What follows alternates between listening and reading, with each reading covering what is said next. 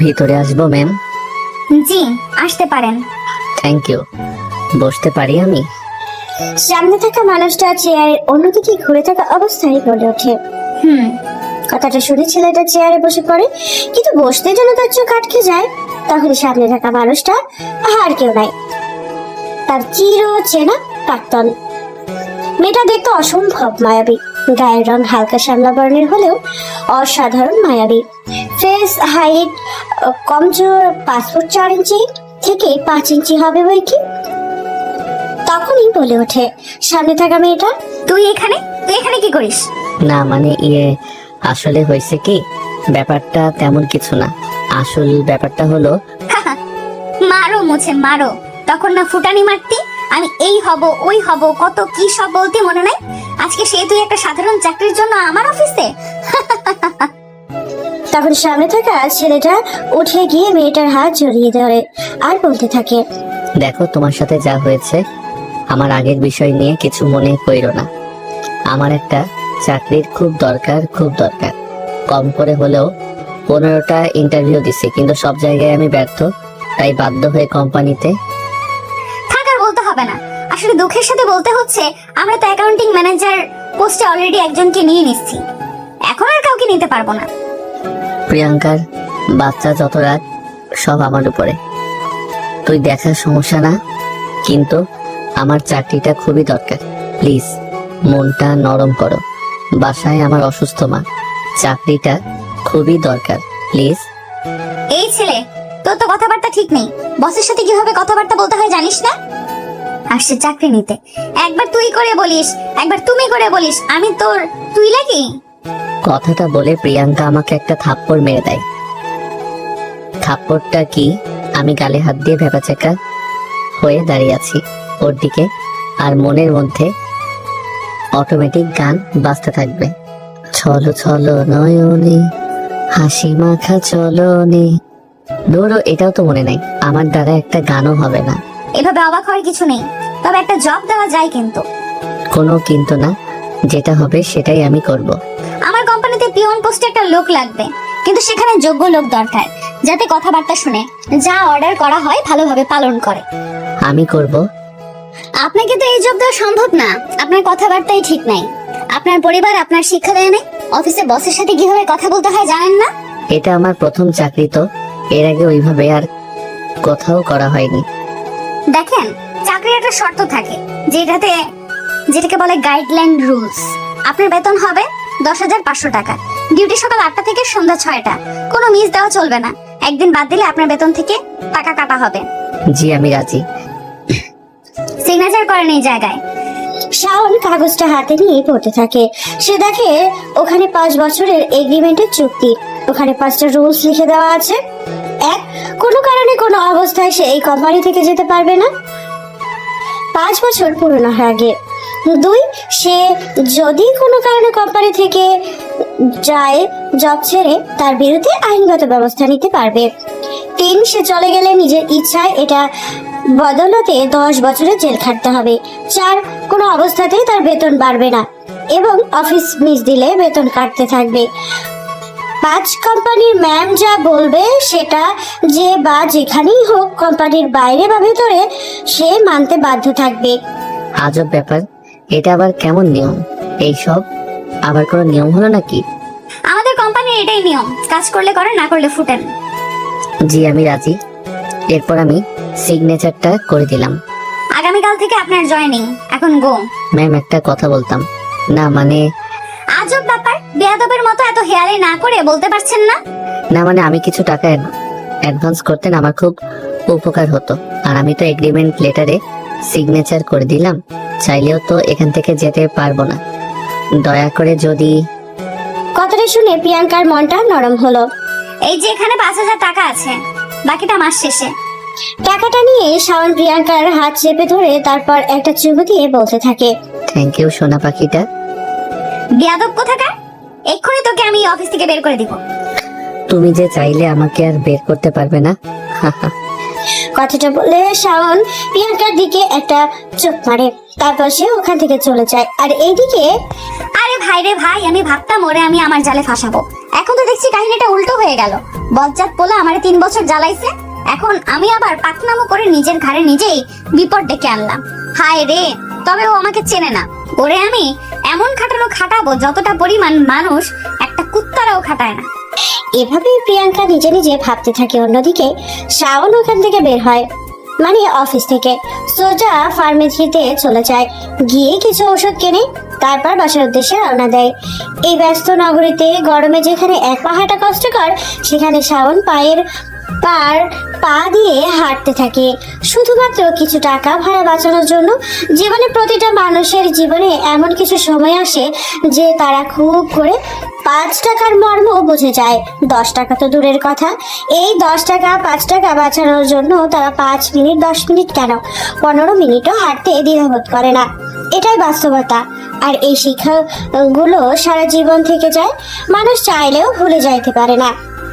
কি রে বাবা, আসছিস তুই? হ্যাঁ আম্মু। আব্বু কই? এই তো শুয়ে আছে। বাবা, তোমাদের আর টেনশন করতে হবে না, আমি একটা চাকরি পেয়েছি। বেতন শুরুতে একটু কম হলেও আমরা দিব্যি খুব ভালোভাবে থাকতে পারবো। আলহামদুলিল্লাহ, তাই যেন হয়। আমি জানি তোমাদের এখানে থাকতে অনেক কষ্ট হচ্ছে, আমি বা কি করব বলো? আমারও তো হাত পা বাঁধা, আমারও তো ইচ্ছে করে তোমাদেরকে আগের মতো ওই জায়গায় ওই পরিবেশে নিয়ে রাখতে, কিন্তু তা কি আর সম্ভব? কিছুদিন কষ্ট করো, দেখো তোমরা একদিন আমাদের সব কষ্ট দূর হয়ে যাবে।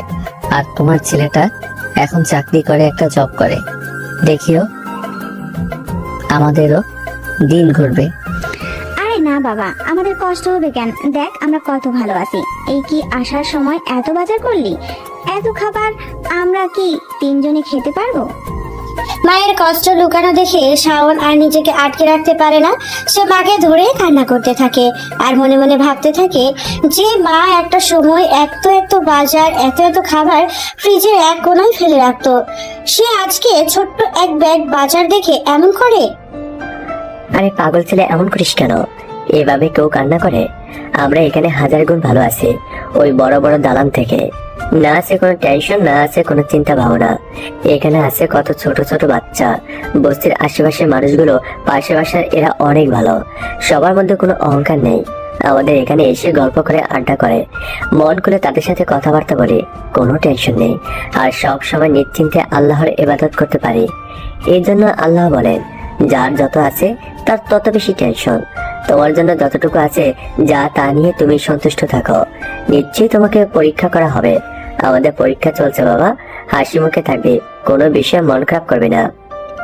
তারপরেও বাবা, ও তো আমার নিজের বোন ছিল, তোমার নিজের মেয়ে। আম্মু তোমারই তো মেয়ে, ছোট থেকে এত কষ্ট করে বড় করলে, আমাদের সাথে এমন কিভাবে করতে পারলে? আমাদের সাথে এমন কিভাবে করতে পারলো বলো? কিভাবে পারলো এমন করতে? কারো জিনিস কেউ নিয়ে জীবনে কোনোদিন সুখী হতে পারেনি রে। তোকে আল্লাহর থেকেও ডাবল ফেরত দিবে, দেখিস, মন খারাপ করিস না। তারপরে শাওনের আম্মু রান্না করতে চলে যায় আর শাওন হাত মুখ ধুয়ে ফ্রেশ হয়ে নেয়। এর মাঝে পাশে বাসা থেকে শ্যামলী চলে আসে। ও কাকা, কেমন আছো? ভালো হয়নি? তখনই শুভর আব্বু শুভর দিকে চোখ ইশারা দেয়। এই ইশারাটা হলো হিডেন সংকেত, যার অর্থ আপদ আবার আসছে। এই তো মা ভালো আছে, তুমি কেমন আছো? ভালো আর থাকুন কই কাকা, ওই টাকলা কালোর জন্য কি ভালো থাকার আছে? ওই একটা পাক্কা হারামি। তা মা নিজের স্বামীকে কি কেউ এভাবে বলে? শ্যামলী হালকা কালো বর্ণের একটা মেয়ে, ওজন খুব জোর 48 থেকে 50 কেজি হবে, গার্মেন্টসে চাকরি করে। শ্যামলী মুখে পান খাইতে খাইতে লাল করে ফেলছে। তখনই পানি টাকায় কিছু মানুষ আছে না, পান খায় আর ডগার মাথার চুন নিয়ে একটু একটু পরে চুন খায়। এভাবে অনেকটা চুন খেয়ে নিয়ে এসে বলতে থাকে, আরে শ্যামলী আপা, যে পরিমাণ চুন মুখে দিলেন, মুখ তো পুড়ে যাবে। এত চুন খান আপনি? ভাই, আমাদের গরিব মানুষের আবার মুখ তো না, মনে হয় ধান ভাঙার হলার। চুন এটা ওইটা যাই দিয়ে একেবারে হলার হয়ে চলে যাবে। এইখানে এইসব বাঁচাবাচি নেই। আপা, আপনিও না পারেন, আপনার সাথে কথাই জীবনে কেউ পারবে না। আজ আমরা এই জায়গায় না আসলে গরিব মানুষের মন কখনোই বুঝতাম না। তার মুখে যাই বলুক, ভেতর থেকে তারা কতটা নিঃস্বার্থভাবে পরোপকারী এদের মন সত্যি অতুলনীয়। শ্যামলীকে দেখ, চাচি অসুস্থ বলে রান্না করতে চলে গেল। কথাটা বাবা তুই সত্যি বলছো? আসলে এরা মনের দিক থেকে অনেক ভালো। হ্যাঁ রে, মনে রেখো বাবা, আমি একদিন তো বড় হবই, আর লাইন বাই লাইন আমাদের সাথে হয়ে যাওয়া অন্যায়ের বিচার আমি করব, খুব ভয়াবহভাবে, যা কল্পনারও বাইরে। কথাটা বলে শাওন বাইরে চলে যায়। ওইদিকে শ্যামলী গিয়ে শাওনের মাকে রান্নার কাজে হেল্প করে। এভাবে দিনটা গড়িয়ে রাত হয়ে যায়। রাতে সবাই খেয়ে দিয়ে ঘুমিয়ে পড়ে। সকালবেলা শাওন হালকা নাস্তা করে হেঁটে অফিসের উদ্দেশ্যে রওনা দেয়। এছাড়া তার কোনো উপায় নেই। তার বাসা থেকে যদি রিক্সায় করে প্রতিদিন অফিসে যাওয়া আসা করে, তাকে 40-80 টাকা ভাড়া দেওয়া লাগবে, যা তার 10,000 টাকার চাকরির জন্য অসম্ভব। এভাবে ভাড়া দিলে তার মাসে প্রায় 3,000 টাকা চলে যাবে এক্সট্রা। তার পক্ষে অনেক কষ্ট হয়ে যাবে, তাই সে হেরে যায়। এমনিতেই সংসার খরচ, বাবা মায়ের ওষুধের বিল, সবকিছু মিলিয়ে কষ্ট হয়ে যাবে, এ কথা ভেবে সে এমন করে। আসলে ঢাকা শহরে যারা অল্প বেতনে চাকরি করে তারা বুঝবে এই ব্যাপারটা। রিক্সাতে উঠলেই 30 টাকার কম ভাড়া নেই, সে আপনি 5 মিনিট যান বা 2 মিনিট যান, যাই হোক। শাওন অফিসে পৌঁছাতেই ঘড়ির দিকে তাকিয়ে দেখে 8:25 বেজে গেছে। তখনই সে প্রিয়াঙ্কার রুমে যায়। আসতে পারি ম্যাম? ওর কথা শুনে মেজাজটা আমার খারাপ হয়ে যায়। হাতে থাকা ফাইলটা ওর দিকে ছুঁড়ে মারি। তারপর বলতে থাকি, বেয়াদবের বাচ্চা, তোর বাপের বাড়ি এটা, যখন ইচ্ছা তখন আসবি। তোর তোর অফিস কয়টায়? 8টা। বাজে কত? 8:25। 25 মিনিট তোর বাপের জিনিস? বের হয় এখান থেকে, ছোট লোকের বাচ্চা। তখন আমি ভালোভাবে ওর দিকে তাকালাম, দেখি ফাইল মাথায় লেগে ওর কপালে একটু কেটে গেছে। ও আমার দিকে মিষ্টি একটা হাসি দিয়ে চুপচাপ রুম থেকে বেরিয়ে যায়। ব্যাপারটা আমার কাছে খারাপ লাগে। এইভাবে করা কি ঠিক হয়েছে? ঠিকই আছে, নির্লজ্জটা আমাকে 9-9টা মাস কম কষ্ট দেয় নাই। ওর পা পর্যন্ত ধরা বাকি ছিল। একটা রাস্তার কুত্তাও মনে হয় কোনো কিছুর জন্য এমন করে না, কিন্তু তাও আমার কথা শুনেনি। সেই দিন কতগুলো মানুষের মাঝে আমাকে ছেড়ে চলে যায়। ওর সাথে তো আরো খারাপ ব্যবহার করা উচিত আমার। কি ব্যাপার, অফিসে নতুন নাকি? জি। আপনি আর কোম্পানি বানি মানুষ দয়া করে এই কোম্পানিতে চাকরি করে, কুত্তার চেয়েও খারাপ ব্যবহার। যাই হোক, কি আর বলবো, আস্তে আস্তে বুঝে যাবে। আমি চুপচাপকে পাশের একটা ডেস্কের পাশে চেয়ারে বসে পড়লাম, মাথা নিচু করে আছি। তখনই বেল বাজলো। আমি অফিস রুমের ভিতরে ঢুকলাম। আমাকে দেখে একটা মেয়ে বলে উঠলো, একটা ব্ল্যাক কফি দিবেন, চিনি কম দিয়ে। আচ্ছা। তারপর আমি কফি বানাতে চলে যাই। জীবনে ওইভাবে কফি বানাইনি, তারপরও ইউটিউব দেখে দেখে বানালাম। তারপরে অফিসের ওই মেয়েটার কাছে নিয়ে গেলাম। আপনি কি নতুন? জি, আমি এখানে নতুন কাজে এসেছি, মানে পিয়ন। তা বলিনি, এটা আমি জানি যে আপনি এখানে নতুন কাজে এসেছেন। তবে আপনার কফিটা খেয়ে মনে হচ্ছে যে আপনি নতুন কফি বানাইছেন। এর আগে ওইভাবে কফি বানাননি। জি ম্যাম, কোনো কি সমস্যা? আরে পাগল, চিনির পরিবর্তে লবণ দিয়েছেন কেন? এই যে মান সম্মান শেষ। সরি ম্যাম, আসলে দেন, আমি এক্ষুনি ঠিক করে আনছি।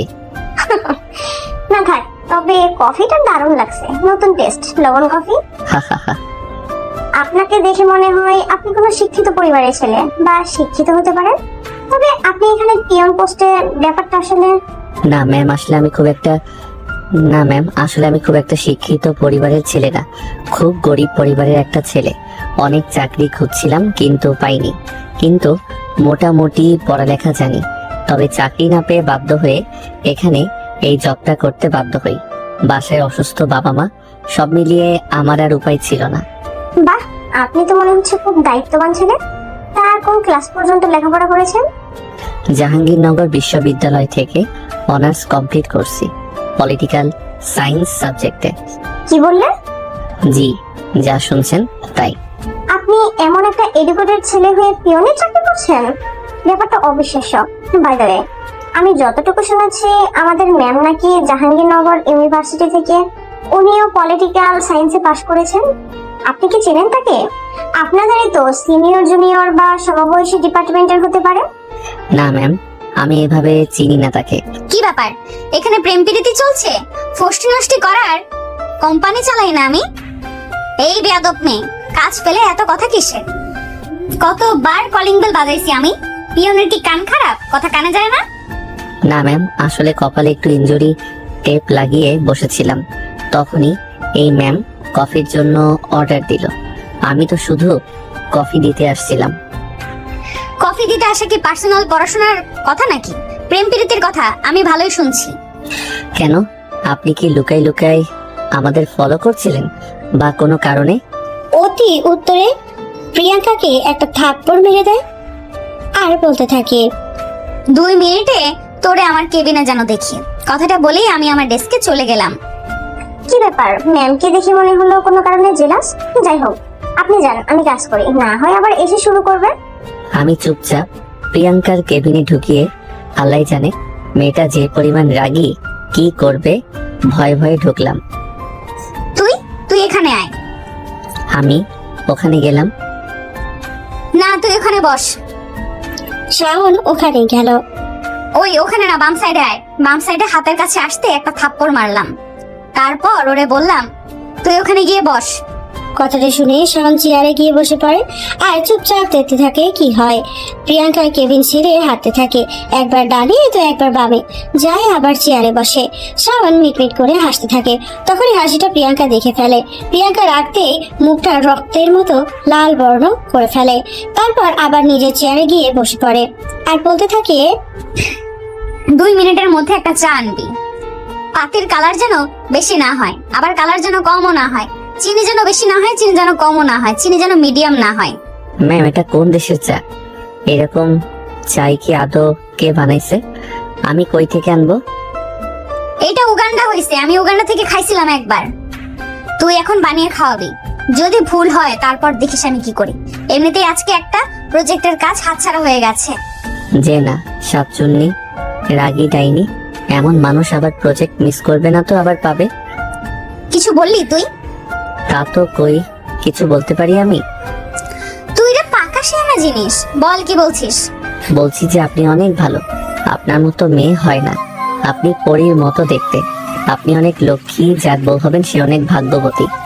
শুকনা গাছে তেল দিয়ে লাভ নেই, যা এক্ষুনি কফি বানিয়ে আনবি। দেরি যেন না হয়, তাহলে তো বুঝতেই পারছিস কি হবে। আর কি করারে ভাই, এমন মাইন্ডকার চিপাই ফাইসা গেছি। না পারি খেলতে, না পারি বের করতে। যাই হোক, কারণ এক্সের কোম্পানিতে আর কোনোদিন চাকরি করতে যাইয়েন না কেউ, তাহলে এই অবস্থা হবে। আমি গিয়ে অনেক চেষ্টা করলাম, কিন্তু যে অর্ডার দিছে এমন চাকরি জীবনে বানাতে পারবো আমি? তাও যথাসম্ভব চেষ্টা করলাম। তারপরে সোজা কফিটা নিয়ে রুমে গেলাম। এত তাড়াতাড়ি হয়ে গেল? কেন ম্যাডাম, আপনার উগান্ডার কফি কি দেরি হয় বানাতে? সরি চা। প্রত্যুত্তরে প্রিয়াঙ্কার চোখ বড় বড় করলো। ম্যাম এই নেন। প্রিয়াঙ্কা কফিটার 2টা চুমুক দিতে বাথু বলে ফেলে দিল। তারপরে প্রিয়াঙ্কা বলে উঠলো, এইদিকে আয়। কেন সোনা, কি দিবা নাকি? হ্যাঁ সোনা, তুমি অনেক কফি বানাইছো, তাই তো আদর করবো। আমি কি নিজের কানকে বিশ্বাস করছি? তোকে বিশ্বাস তো করতে ইচ্ছা করছে, কিন্তু আমার কানে কি আমি ঠিক শুনছি? হ্যাঁ সোনা, ঠিকই শুনেছো। আসো একটু আদর খাবা না? ওরে আমার বুড়ো মুলুটা রে। আমি বুড়ো হলাম কবে? আমার কাছে এসো সোনা, বোঝাচ্ছি কবে হবে। শান খুশি খুশি প্রিয়াঙ্কার কাছে যেতেই প্রিয়াঙ্কা তার হাতটা ধরে কফির মধ্যে চেপে ধরলো। 3টা আঙ্গুল কফির মধ্যে ডোবা অবস্থায় শাওন। ও মা গো, মরে গেলাম। প্রিয়াঙ্কা হাত ছাড়া বলছি। ছাড়। এক ঝাঁকি দিয়ে হাতটা কফির গ্লাস থেকে ছাড়িয়ে নিলাম। তোমার অফিসে কাজ করি বলে জানা তাই করবে? আমার কাজ একটা, যদি অর্ডার অমান্য হয় এখানে মেরে পুঁতে রেখে দেব। মাসে মাসে টাকা দিয়ে কারো রূপ দেখার জন্য এখানে রাখি না। প্রিয়াঙ্কা বাবু, তুমি চিৎকার করলে যে? আমি ঢুকতে ঢুকতে তোমার চিৎকার শুনে দৌড়ে আসলাম। Any problem? রূপ, তুমি আসছো? আসলে দেখো না, আমাদের কোম্পানির পিয়ন হয়ে কিভাবে আমার হাতটা এই চার মধ্যে দিয়ে গেছিল। তোর এখানে চাকরি দিছে কে? ছোট লোকের বাচ্চা। তোদের কাজ যাদের খাবি তাদের সাথে এমন ব্যবহার করা না। তোদের মতো গরিব ফকিনীরা কোনোদিন মানসম্মত হতে পারে না। প্রতি উত্তরে আমি হতবাক। আমি আশাও করি নাই আমাদের 3 বছরের এত সুন্দর একটা ভালোবাসার এই ছোট্ট একটা গ্যাপে আমাকে ভুলে আরেকজনকে আপন করে নিবে। আমারই ভালোবাসার মানুষ একজনকে কি ভুলে যাওয়া এতটাই সহজ?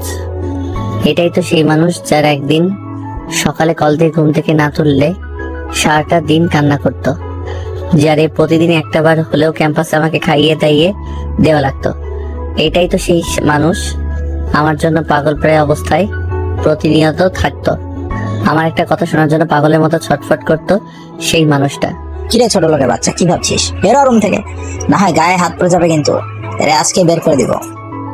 বাবু শান্ত হও তুমি, 5 বছরের চুক্তি ভিত্তিক, চাইলেই হবে না। কিরে তুই এখনো যাসনি? বের হ। কথাটা শুনে আমার হুঁশ আসলো। আমি মাথাটা নিচু করে চুপচাপ বের হয়ে আসলাম। তারপরে সোজা সাথে উঠে আসলাম। আকাশে সূর্যের আলো প্রচন্ড বেশি। ওই অবস্থায় সূর্যের দিকে তাকিয়ে ভাবতেছি, আমি তোরে ভুলতে পারলাম না, তাহলে ও কিভাবে পারলো? আপনাদের এখনো অনেক কিছু অজানা। আসলে প্রিয়াঙ্কা হচ্ছে আমার এক্স গার্লফ্রেন্ড। ইউনিভার্সিটি লাস্ট 3টা বছর ওর সাথে আমার প্রেম। ও যেন সারাদিন আমি ছাড়া কিছু বুঝতো না। আমি বলতে পাগল প্রায়, কিন্তু কোনো একটা অজানা কারণে আমি ওকে ছেড়ে আসতে বাধ্য হই। কেন হই ও জানে না, গল্পের সাথে থাকেন জানতে পারবেন। কিন্তু ছেড়ে আসা ছাড়া আমার কোনো উপায় ছিল না। বাধ্য হয়ে ওকে ছেড়ে আমাকে আসতে হয়। আজ 9 মাস পরে ও আজ অন্য কাউকে পেয়ে গেল, কিন্তু ওকে ছাড়া আমার একটা রাত যায় না। প্রতিনিয়ত ওর ব্যথা আমাকে খুব করে কুকড়ে কাঁদায়, কিন্তু ও আর একজনকে খুঁজে নিল। যাই হোক, আমি তো ওকে ছেড়ে চলে আসলাম। ও কি আমার জন্য বসে থাকবে? থাকবে তো না, নতুন করে শুরু করবে, ভালো থাকবে। ওর মতো ভালো আছে, আমার এত মাথা ব্যথা করে লাভ আছে?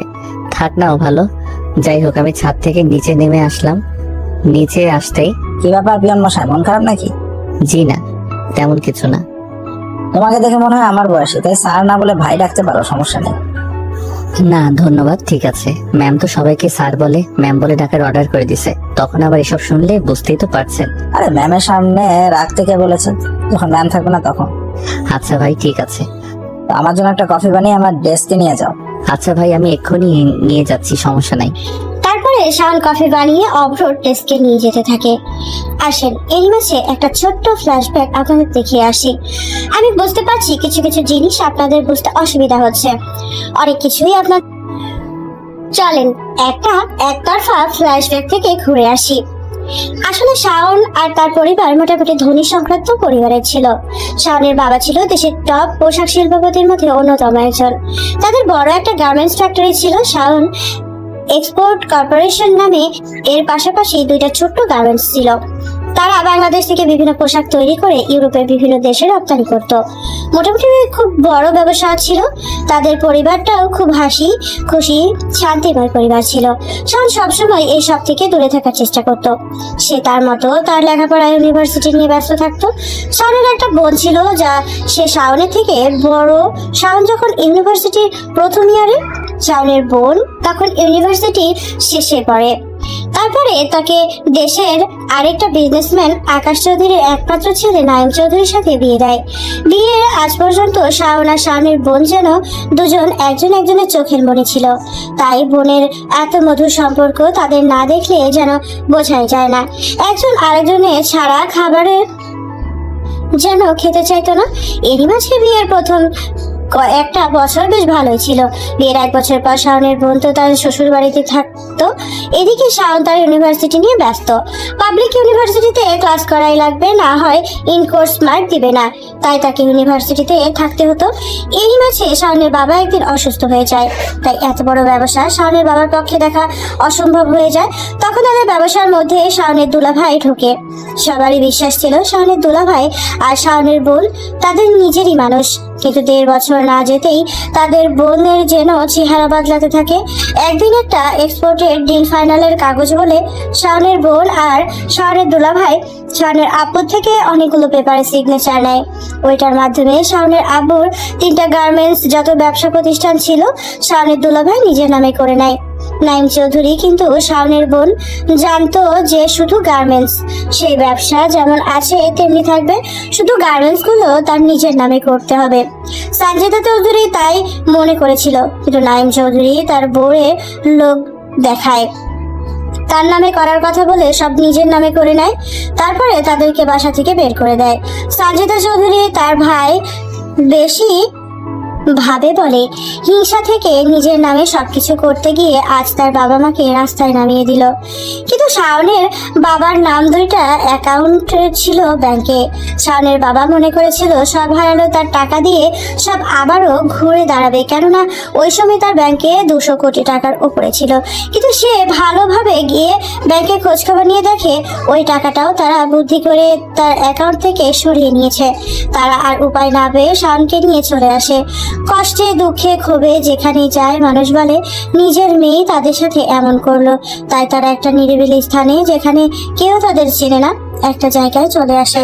কারণ তখন সবেমাত্র ইউনিভার্সিটি শেষ করবে এমন অবস্থা। সে ফাইনাল এক্সাম দিয়ে যখন রেজাল্টের জন্য অপেক্ষা করছে তখন ঘটে এমন অবস্থা। রেজাল্ট পেয়ে অনেকগুলো জায়গায় চাকরির জন্য ট্রাই করছে, কিন্তু কোথাও সম্মতির লক্ষণ পায়নি। এটা বাংলাদেশ। আপনার যতই ভালো রেজাল্ট থাকুক না কেন, যতই ভালো থাকুক না কেন, আপনার ভালো রেফারেন্স না থাকলে আপনার জব হবে না, ঘুষ দেওয়ার মতো টাকা লাগবে না, হয় ভালো চাকরি পাবেন না। এমন তো বিসিএস এর প্রশ্নতেও টাকা দিয়ে কিনতে পাওয়া যায়। এটাই বাংলাদেশ। উপায়ন্তর না পেয়ে লাস্টে একটা কোম্পানিতে অ্যাকাউন্টিং ম্যানেজার পোস্টে চাকরির জন্য যায়, কিন্তু তার অবস্থা এতটাই করুণ ছিল, প্রচুর পরিমাণে টাকার দরকার ছিল। তাই সে পিয়নের চাকরি করতেও রাজি হয়ে যায়। বাকিটা তো আপনারা জানেনই। যখন শাওনের জীবনে এইভাবে ঝড় বয়ে যাচ্ছে, তাই সে বাধ্য হয়ে তার ভালোবাসার মানুষটাকে ছাড়তে বাধ্য হয়, কেননা তার অনিশ্চিত জীবনে সে এখন আর কাউকে জড়াতে পারবে না। অনেক ভেবেচিন্তে দেখে তার জীবনে আসলে প্রিয়াঙ্কার অনেক কষ্ট হবে, সে মানিয়ে নিতে পারবে না। তারপর সে প্রিয়াঙ্কাকে নিজের বিষয়ে ভুল বুঝিয়ে ছেড়ে চলে আসে। এক বুক ভরা কষ্ট নিয়ে ফ্ল্যাশব্যাক শেষ। যাই হোক, আশা করি ছোট্ট একতরফা ফ্ল্যাশব্যাকে আপনারা অনেক কিছুই বুঝতে পারলেন। তো চলুন প্রজেক্ট শুরু করা যাক। ভাই আপনার কফি। এই তো এখানে রাখো। আমি কফিটা দিয়েই চলে আসলাম, তখনই আবার বেল। একে একে আরো 9 জনকে নাস্তা কফি দিলাম। সারাটা দিন 200-300 মানুষকে এভাবে কফি দিতে দিতে আমার চলে যায়। 3টা তালা বিল্ডিং, একবার উপরে একবার মাঝে একবার নিচে, দৌড়াতে দৌড়াতে আমার জীবনটা শেষ প্রায়। এর উপরে প্রিয়াঙ্কার অত্যাচার তো আছে। জীবনে এমন পরিস্থিতি আমার জীবনে আসবে তা অকল্পনীয় ছিল। আজ বাস্তবতা আমাকে এমন জায়গায় দাঁড় করিয়েছে। আজ খুব করে চিৎকার করে কাঁদতে ইচ্ছে করে, কিন্তু পারি না। না পারি কাঁদতে, না পারি সহ্য করে থাকতে। এটাই হয়তো আমাদের ছেলেদের জীবন। আসতে তো দেরি হলো যে, একটা কফি আনেন, আবার চিনির জায়গায় লবণ দিন না। না না ম্যাডাম, এতদিনে শিখে গেছি, আর ওরকম ভুল হবে না। তবে আপনার ফেস কাটিংটা কেমন যেন চেনা চেনা লাগছে। মনে হয় যে এর আগেও টিভিতে মনে হয় দেখেছি, কি একটা শিল্প টাইপের অনুষ্ঠানে। না না ম্যাডাম, ওইটা আপনার মনের ভুল। এমন হবে কেন? আমার মতো গরিব মানুষ আবার থাকবে টিভিতে? বাবা এত বিলাসিতা। তবে আপনি কিন্তু অনেক হ্যান্ডসাম আছেন। ম্যাডাম এইভাবে বলবেন না, লজ্জা লাগে। আপনার আবার লজ্জা আছে? আমি শুনেছি মানুষের লজ্জা থাকে। আমি কি অন্য কিছু যে আমার লজ্জা থাকবে না? ম্যাডাম একটা পিয়নের সাথে এত কথা বললে আপনার মান সম্মান যাবে। তার উপরে প্রিয়াঙ্কা ম্যাডাম দেখলে তো রেগে আগুন জ্বলে যাবে। বুঝি না শাকচুনির এত সমস্যা কেন, নিজে তো সারাক্ষণ। যাই হোক, যান আপনি এই কফিটা নিয়ে আসেন। তারপরে শাওন গিয়ে কফি নিয়ে এসে নীলাকে দেয়। এভাবে দেখতে দেখতে বেশ 2-3 মাস চলে যায়। প্রথমের তুলনায় শাওনের উপরে যারা তখন অত্যাচার বেশি করছে প্রিয়াঙ্কা, এখন উঠতে বসতে শাওনকে অপমান করে। প্রথম মুচকি হাসি দিয়ে প্রতিরোধ করার চেষ্টা করলেও এখন যেন তার এটা অভ্যাস হয়ে গেছে, কেননা সে বুঝে গেছে তাকে শাস্তি দেওয়ার জন্য এভাবে 5 বছরের জন্য ফাঁসিয়ে দিয়েছে। সে হাজার কষ্ট যন্ত্রণা বাস্তবতার মাঝেও নিজের লেখাপড়াটা চালিয়ে যাচ্ছে। বিভিন্ন ভালো চাকরির পরীক্ষার ইন্টারভিউ দিচ্ছে, কিন্তু বারে বার চা খাওয়ার নাস্তা খাওয়ার জন্য টাকাই চায় 15-10 লাখ। উপায় না পেয়ে শাওন ডিসিশন নেয়, না এভাবে আর হবে না। আমাকে সিভিল সার্ভিস বাংলাদেশ বিসিএস এর জন্য ট্রাই করতে হবে, না হয় অসম্ভব। শুধু এ দুয়ার ও দুয়ার ঘুরে বেড়াবো, কিন্তু জব পাবো না। তার উপরে যে যন্ত্রণা দিচ্ছে প্রিয়াঙ্কা, এর থেকে মাঝে মাঝে মনে হয় মারা গেলেই হয়তো ভালো হয়। যাই হোক, একটা ভালো জবটাকে পাই, তারপরে এটার ব্যবস্থা করা যাবে। এসব ভাবতে ভাবতে আম্মু খাবার নিয়ে আসলো। বাবা তোর আসতে আজকে রাত হলো যে? বাবা তুমি তো দেখছই, ওই এখানে বেতন কম, তার উপরে যে পরিমাণ পরিশ্রম করায়। আমি আরেকটা জব খোঁজার চেষ্টা করছি, কিন্তু সব জায়গায় টাকা চাই, কি করব বুঝতে পারছি না। আমার মনে হয় তুই তো পলিটিক্যাল সায়েন্স পড়ছিস, তুই বিসিএস প্রশাসন ক্যাডার পরীক্ষা দিতে পারিস। আমি বিশ্বাস করি আমার ছেলে অনেক মেধাবী, তার ইনশাল্লাহ হয়ে যাবে। এমন মেয়ে পেটে রেখে আমি কি বড় ভুল করলাম? আজ আমার ছেলের এই অবস্থা। যে আমরা একটু সময় হাজার হাজার মানুষকে চাকরির ব্যবস্থা করতাম, আজকে সেই আমার ছেলে। আল্লাহ গো, এদিন দেখার আগে আমাকে নিয়ে গেলে না কেন? এভাবে বলে না, আল্লাহ নারাজ হবে। নিশ্চয় ধৈর্যশীলদের সাথে আল্লাহ আছে, ধৈর্য ধারণ করো, তাই দেখবে আমাদের দিন আবার ভালো হবে। শুধু ধৈর্য ধরো। আমার আল্লাহকে এত মানি, এত ভালোবাসি, তারপরেও আল্লাহ কেন আমাদের সাথে এমন করছে? এটাই কি তার প্রতিদান? তিনি তো সৃষ্টিকর্তা, সব থেকে ক্ষমতাশালী। তাহলে আমাদের উপর অন্যায়ের বিচার কি তিনি করবেন না? এতটা ধৈর্য হারা ইমান হারা হলে হবে না। আল্লাহ যখন যাকে খুশি দেয় আবার নিয়ে নেয়, আবার ইচ্ছে করলে দিতে পারে। তাই এইসব নিয়ে এতটা অসন্তুষ্টজনক কথাবার্তা না বলাই ভালো। শাক দিয়ে কি আর মাছ ঢাকা যায়? আল্লাহ আমাদের ভুলে গেছে। শক্ত সময় তুমি যদি শক্ত না হও, ধৈর্য না ধরো, তাহলে তুমি তো ধৈর্যশীলদের কাতারে পড়লে না। তোমার সাথে যদি সবকিছু ভালোই হবে, তাহলে তোমাকে কেন এই পৃথিবীতে তিনি পাঠালো? কেনই বা বললো এই পৃথিবীতে একটা পরীক্ষা মাত্র? তাই ধৈর্য আমাদের ধরতেই হবে মা। আমার ছেলেটা কবে বড় হলো? অনেক আগে হয়েছে, শুধু একটা বউয়ের ব্যবস্থা করলে না? হ্যাঁ, আমার ছেলেটা একদিন প্রশাসন ক্যাডার হবে, বড় অফিসার হবে। সেদিন আমার ছেলেকে ধুমধাম করে বিয়ে দিব। আমরা এখন যে কষ্ট করছি, পরে মেয়েকে নিয়ে এমন এই কষ্টের মধ্যে কিভাবে রাখবো? হ্যাঁ গো, ঠিক বলছো। আসো খাবার খেয়ে নেই। ওরে কালা টাকলা রে, তোর টাক আজ আমি ফাটাবো। বলে পাশের বাড়ির টিনের সাথে জোরে একটা সাউন্ড হলো। ওই দেখো, আবার শুরু হয়ে গেছে। তোমরা খেতে বসেও দেখি কি হলো। তারপরে শাওন আর তার বাবা খেতে থাকে। তখন শাওনের মা শ্যামলীদের বাসায় যায়। দেখছো চাচি, আজকে আবার আমাকে টাকার জন্য গায়ে হাত দিছে। আপনারা তো দেখে শিক্ষিত মনে হয় চাচি। আপনি বলেন তো, বউয়ের টাকা মানে জামাইয়ের টাকা না? এই শ্যামলী কথাটা বোঝে না। আহারে আমার রূপের পুরুষ রে, আমি কষ্ট করে টাকা আনবো আর তুমি সেই টাকা দিয়ে মদ গাঁজা খাবা না? অত গুড় আইতেছে রে। কত ঘুরে কত চাল হয়, তাও আমি তোরে দেখাবো। এই তোর কপালে টিকটিকি টিকটিকি। ও মা গো, নড়িস না নড়িস না। কথাটা বলেই রুকমান শ্যামলীর কাছে টিকটিকি ধরা বলতে গিয়ে হাত থেকে ছো মেরে টাকা নিয়ে দৌড় মারে। শুভর মা শ্যামলীকে শান্ত করে তারপর নিজের রুমে চলে আসে। তারপরে এসে খাবার খেতে বসার সাথে সাথে গল্প করতে থাকে। এভাবে দেখতে দেখতে রাত পার হয়ে যায়। পরের দিন সকালে শুভ সবকিছু গুছিয়ে অফিসের উদ্দেশ্যে রওনা দেয়। সে বাসা থেকে বের হয়ে হাঁটতে থাকে। সে চুপচাপ রাস্তা ধার দিয়ে হাঁটতে থাকে। 8:05 এসে পৌঁছায় অফিসে। সে তখনই বেল বেজে ওঠে। ম্যাডাম, আমাকে ডাকছেন? কিছু লাগবে আপনার? আপনাকে দেখলাম হেঁটে আসতে, বাস বা রিক্সায় কেন আসে না? না ম্যাম, তেমন কিছু না, সমস্যা নাই, এমনি। আমি কিছু জিজ্ঞাসা করছি, বেশি প্রশ্ন করলে কি হয় আশা করি এতদিনে বুঝে গেছেন। যে পরিমাণ স্যালারি পাই ঢাকা শহরে, আব্বু আম্মু আমি 3 জন থাকতে কষ্ট হয়ে যায়। তার উপরে আব্বু আম্মুর ওষুধ খরচ, খাওয়া খরচ, তার ভিতরে যদি মাসে 3000 টাকা প্লাস মাইনাস ভাড়া লেগে যায়, তাহলে আমার জন্য অনেক কষ্ট হয়ে যাবে। এসব নাটক বাদ দেন। এত কোটিপতির ছেলে আমার এখানে টাকার জন্য চাকরি করে, এসব পাগল আমারে বোঝান? কি ধান্দা নিয়ে এখানে আসছেন বলেন? যদি মনে করেন এসব ধান্দা করে আমাকে আবার পটিয়ে ফেলবেন, তা আর কখনো সম্ভব না। ওইদিন আপনার পা পর্যন্ত ধরে আটকে রাখতে পারেনি, কিন্তু আজকে এসে আপনি পড়ে আছেন আমার জন্য। এই সকল উল্টোপাল্টা ভাবনা না করে এখান থেকে চলে যান, আপনার জন্য ভালো হবে। যতদিন থাকবেন তত বেশি কষ্ট পাবেন। Thank you your compliment. তবে ম্যাম, আমি এক্সট্রিমলি সরি। আসলে আপনার চিন্তা ভাবনার সাথে বাস্তবতার অনেক আলাদা। আমি এইসবের জন্য পড়ে নেই, আপনি ভুল ভাবছেন। তাই নাকি? আমি যখন রূপের সাথে কথা বলি ক্লোজলি মিশিয়ে, আপনার কষ্ট হয় না? আজব তো ম্যাম, আমার কষ্ট হবে কেন? আপনি যার সাথে ইচ্ছে মিশতে পারেন, কথা বলতে পারেন, এতে আমার বিন্দু মাত্র সমস্যা নাই। বুঝলাম, এখান থেকে যান। তারপর আমি ওখান থেকে চলে আসি। এভাবে দেখতে দেখতে আরো 2টা মাস চলে যায়। এই 2টা মাসে অনেক কিছু পরিবর্তন ঘটে গেছে।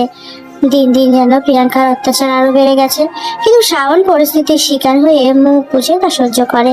একদিন শাওন, একটু পরে আমার কেবিনে আসো। বাবা, সূর্য কোন দিক থেকে উঠলো? আমি কি স্বপ্ন দেখছি? যে মানুষটা দিনরাত আমাকে কষ্ট দেওয়ার ধান্দা করে, সে আজকে নিজের মুখে এত সুন্দর ব্যবহার। এত হা হওয়ার কোনো কারণ নেই, যা বলছি তাই করো। দ্রুত কেবিনে আসো বলে আমি আমার কেবিনে চলে আসলাম। কি ব্যাপার শাওন সাহেব? ম্যাম আজকে আপনার সাথে তো ভালো ব্যাপার, বুঝলাম না ব্যাপারটা। আরে ভাই, আমি নিজেই বুঝছি না, না জানি কোন বাসটা আমার জন্য অপেক্ষা করতেছে। দেখে আসি। দেখে যেও যেন আবার বড় বাস হাতে ধরায় না দেয়। দেখা যাক।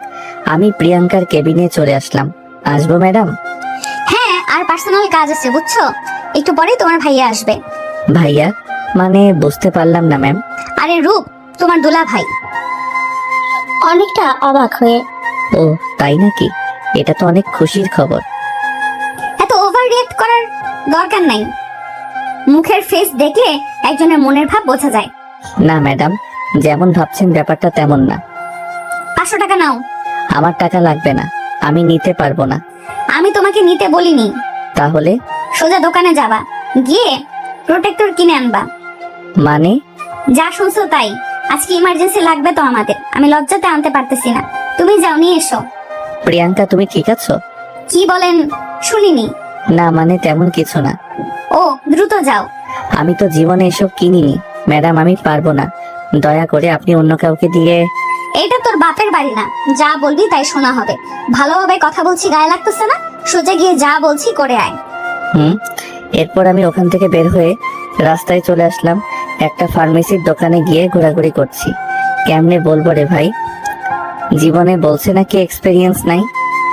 কি ব্যাপার মামা, এভাবে ঘোরাঘুরি কেন? না মানে কিছু কি লাগবে আপনার?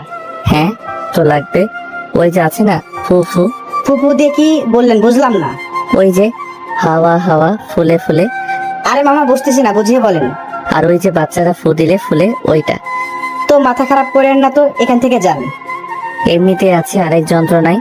নিজের ভালোবাসার মানুষ অন্যের লাগে নাকি কি করবে, তার জন্য আমাকে দিয়ে উল্টাপাল্টা কিনেছে। আমি হাসবো না কাঁদবো ভাই বুঝতেছি না। কি ব্যাপার, চুপ হয়ে গেলেন কেন? আরে ওই যে বাচ্চারা খেলা করে ফু দিলে ফুলে, ওইটা। ও বুঝছি বুঝছি, বেলুন নাকি? মামা আপনি পাক্কা শেয়ানা, নতুন নাকি? চুপ, এত কথা কি বলতে বলছে আপনাকে? যা বললাম তাই করেন। কপিস লাগবে, কি ফ্লেভার? এই মরছি আরেক চারায়। এখন কি বলি? উল্টাপাল্টা নিয়ে গেলে যদি রাগ করে। কি মামা চুপ কেন? মামা 2টা লাভ বেলুন দেন, আর 2টা এমনিতেই নীল কালার দেন। এ নিন, 30 টাকা দিলেই হবে। কি মনে করছিস প্রিয়াঙ্কার বাচ্চা? আমিও কম শেয়ানা না, দেখ কি করি। তারপর আমি বেলুন নেই, সোজা অফিসে চলে আসি। দেখ, আমাকে কষ্ট দিছিলি না? তোরে এমন জ্বালানো জ্বালাবো, এমন কষ্ট দেওয়া দেব, মাগার কোনোদিন চোখ ফেরাইতে পারবি না। নর্মাল ডোজে কাজ হচ্ছে না, আলট্রা প্রো ম্যাক্স দিতে হবে। এসব মনে মনে আমি ভাবছি, তখনই আমার টেবিলের উপরে থাবা দিয়ে শাওন বলে উঠলো, এই যে আপনার প্রোটেক্টর, কোথায় সাজাতে হবে বলেন, আমি ফুলে বেঁধে দিচ্ছি। আমি অনেক সুন্দর সাজাতে পারি। ওই পিয়নের বাচ্চা, তোর এত বড় সাহস! তোরে আমি আনতে বসছি? তোরে আমি কি আনতে বসছি আর তুই কি আনছিস? ম্যাম, আমি যা বুঝি তাই আনছি। কথাটা শুনে প্রিয়াঙ্কা তার চেয়ার থেকে উঠে শাওনের শার্টের 2 কলার ধরে বলতে থাকে, অনেক শিয়ানা না? ভাঙবি তবু মচকাবি না। ম্যাম, এইভাবে করলে পিছন থেকে কেউ এসে পড়লে ভাববে যে আপনি আমাকে চুম্মা দিচ্ছেন। যে মানুষ বলা বলি করবে ম্যাডাম একটা পিয়নকে ধইরা চুম্মা দেই, আপনার মান সম্মান চাঙ্গে উঠে যাবে। তখন আমি ওর কলারটা ছেড়ে দিলাম। তোরে তো আমি দেখে নিব শাওনের বাচ্চা। কেন? সোনা পাখিটার কাছ থেকে কি দেখো না তুমি? একটু কাছে আসবো, দাও দাও, এই জায়গায় একটা চুমু দাও। তোর বাবা মা তোকে কিসের হাড় দিয়ে তৈরি করছে রে? এত অপমান করে কষ্ট দেই তাও তোর গায়ে লাগে না? আমি নিজেকে নির্লজ্জ ট্যাগ দিয়েছি, এখন থেকে আমি নিজে নির্লজ্জ গান গাইতে থাকি। আই মিন মনে মনে। চলো সোনা পাখি একসাথে গান গাই। আমার ঘুম ভাঙাইয়া গেল রে প্রিয়াঙ্কা ময়না রে। সব কাহিনী শুনে প্রিয়াঙ্কার মনে মনে ভাবতে থাকে, কি ব্যাপার, পোলাই কি সব বুঝে ফেললো নাকি? কি সোনা পাখি অবাক হলে? ওরে আমার টুসটুসি রে, তোমার খালাতো ভাই রূপকে এনে আমার সামনে প্রেমের অভিনয় করে আমাকে কষ্ট দিতে চাইবা, আর আমি অবুঝের মতো সেগুলো হজম করব? আমি কিচ্ছু জানি না তাই না? তুমি যদি চলো ডালে ডালে, আমি চলি পাতায় পাতায়। তুমি সোনা এগুলো অভিনয় করে বুঝিয়ে দিচ্ছ এখনো তুমি আমাকে ভালোবাসো। আমি তো অনেক দিন আগে থেকেই কাহিনী জানি, কিন্তু বলিনি। তোমাদের এসব কাহিনী দেখে ভালোই মজা লাগতো হয়। ওরে হিটলার রে! প্রিয়াঙ্কার কথাটা বলে ডান হাতের আঙ্গুলটা উঁচু করে ধরতে বলতে থাকে। মনে রাখিস, তুই যদি পাতায় পাতায় চলতে পারিস তাহলে আমি বাতাসে বাতাসে চলবো। তখনই শাওনের হুশ করে প্রিয়াঙ্কার আঙ্গুলে একটা চুমু দিয়ে দেয়। ওরে বাবারে, মরে গেলাম। 440 ভোল্ট। এখন কি হলো? এটা কি হলো? এটা চুমা চুমা খেলা হলো। তুমি বুঝতেছো না বাবু? শাওনের বাচ্চা বলে ওর নাকের উপরে একটা বক্সিং মেরে দিলাম। ওরে বাবারে, আমার নাকটা গেল রে। এক ডাইনি আমার নাকের উপরে ঘুষি মারছে। দেখ এখন কেমন লাগে। কেমন লাগে দেখাচ্ছি তারা। বলে আমি চুল ধরলাম। জোর হলো না, আরো জোরে হেইও। চুল ছাড়, চুল ছাড়, থুকু ছাড়। ব্যথা লাগে রে ওরে। তখনই দেখি ওর হাতটা আমার সামনে, 2 হাত দিয়ে আমার চুল ধরে আছে ও। ওর 1 হাত ধরে দিলাম কামড়। ওরে কালা কুত্তা রে, ব্যথা লাগে।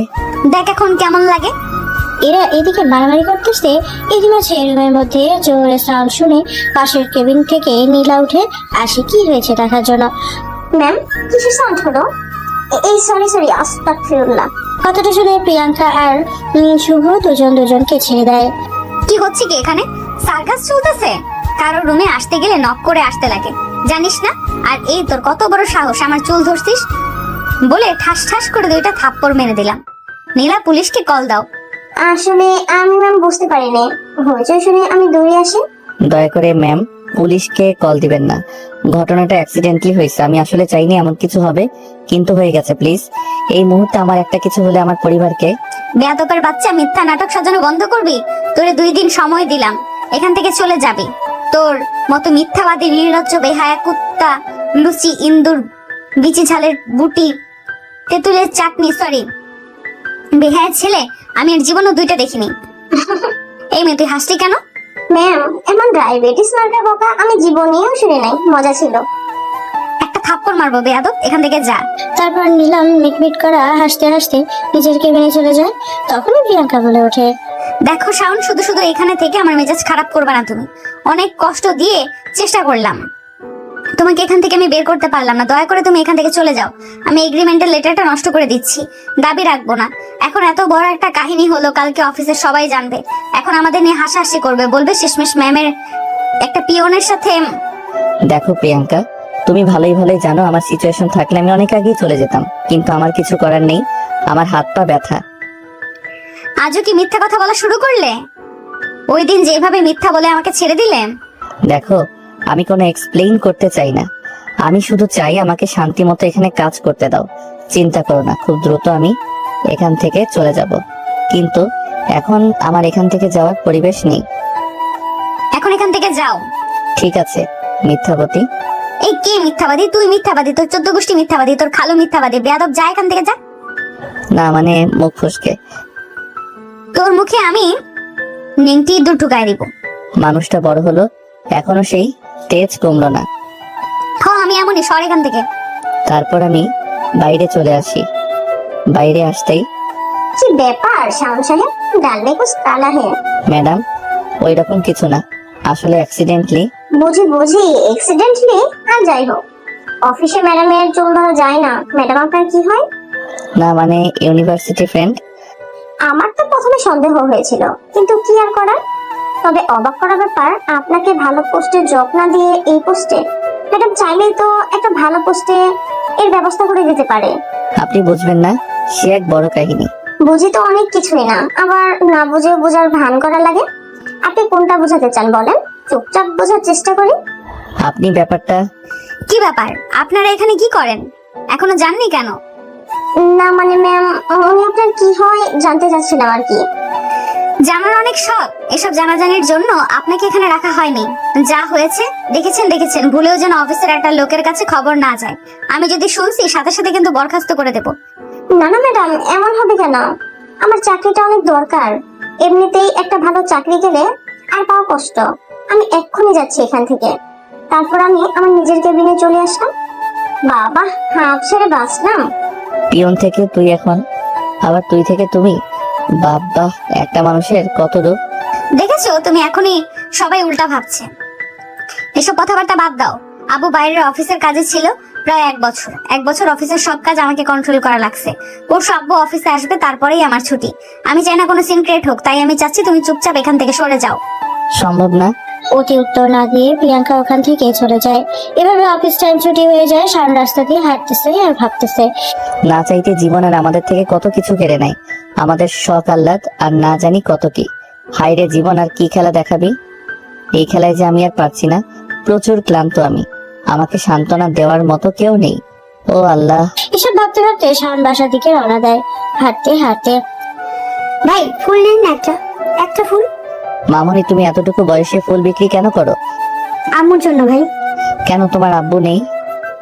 না, বাপে তো আমাদের ফেলায় রেখে গেছে। হায়রে, ছোট বাচ্চাটাও সুখী নেই। তাহলে পৃথিবীতে আসলে সুখী কে? আমি সুখী মানুষ পাইলাম না। ভাই কি ভাবেন, নেন না একটা ফুল। কত টাকা? একটা গোলাপ 20 টাকা। এই নাও, তুমি আমাকে একটা গোলাপ দাও। তারপরে গোলাপটা না দরকার পড়লেও কিনলাম। কিছু লাগুক আর না লাগুক, এরকম অসহায় মানুষদের দেখলে এদের থেকে কিছু কিনতে হয়। আপনার প্রয়োজন না হলেও আপনার কেনাটা তার প্রয়োজন মেটায়। তারপর বাসার উদ্দেশ্যে রওনা দিলাম। একটু পরে বাসায় পৌঁছে গেলাম। বাসায় ঢুকতেই দেখি শ্যামলীর মার সাথে গল্প করে। কি গো ভাই, গোলাপ ফুল দিয়ে দিছে? চাচি দেখছেন আপনার পোলারেও গোলাপ ফুল দেয় মায়ারা। আরে শ্যামলী আপু, ব্যাপারটা এমন না। বুঝি ব্যাপারটা কেমন আমরা। কি হয়েছে রে, ফোনটা কই পাইলি? আসলে আম্মু আসার সময় রাস্তায় একটা ছোট বাচ্চারে ফুল বিক্রি করতে দেখছিলাম, তাই বাচ্চাটার উপহার হবে ভেবে একটা ফুল কিনি আর আম্মুর জন্য। তাই নাকি? তাহলে তো আমি অনেক ভাগ্যবতী একটা মা। দে ফুলটা অনেক সুন্দর রে। এতদিন শুনতাম মাইয়ারা ছেলেদের ফুল দেয় আর পুরুষ প্রেমিক মায়া প্রেমিকাকে ফুল দেয়। এখন তো দেখি ভাই আপনি আপনার মায়ের জন্য ফুল আনছেন। এটা কি নতুন ফ্রেন্ডস মানে বুঝলাম না। ওই যে কিছুদিন পরে ফেসবুকে ইউটিউবে একটা ঘটনার পর একটা ঘটনা ভাইরাল হইলে ওইটাই তো ফ্রেন্ডস বলে। আর ওইটা ফ্রেন্ডসরা ফ্রেন্ড বলে। ওই একই হইল, যা লাভ তাই কত। এ মাইয়া, তুই এত কথা কই পাস? আরে চাচি, আপনি জানেন না, পাশের বাড়ির রঙ্গিনা খালা ওরে বুক কইতাম, ওরে জাত লজ্জায় মইয়া যায়। সি কত কথা জানে, একটু হায়া পর্দা লজ্জা নাই। এদের এই কাহিনীর মধ্যে থাকলে ভাই আমি পাগল হয়ে যাব। যাই, ফ্রেশ হয়ে আসি। যাই হোক, আজকে মায়ের ছোট্ট ফুল পাওয়াতে যতটা খুশি দেখলাম, আগে কখনো লাখ টাকার গিফটেও এমন খুশি হতে দেখি নাই। এই জন্যই বলে সন্তানের ছোট উপহার ও মায়ের কাছে আকাশ পরিমাণ সমতুল্য। তাই আপনার মা বাবা বেঁচে থাকলে ছোট ছোট জিনিস পছন্দ অনুসারে দিতে পারেন। একদিন আপনিও অনেক টাকার মালিক হবেন, কিন্তু ওই দিন এই টাকা খরচ করার জায়গা থাকবে না।